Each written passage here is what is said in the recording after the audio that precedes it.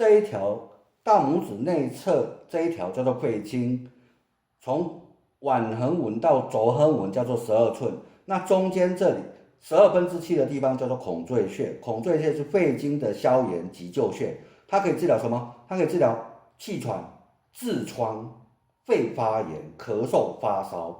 那最主要，武汉肺炎的症状可以在这里得到舒缓。我们怎么处理呢？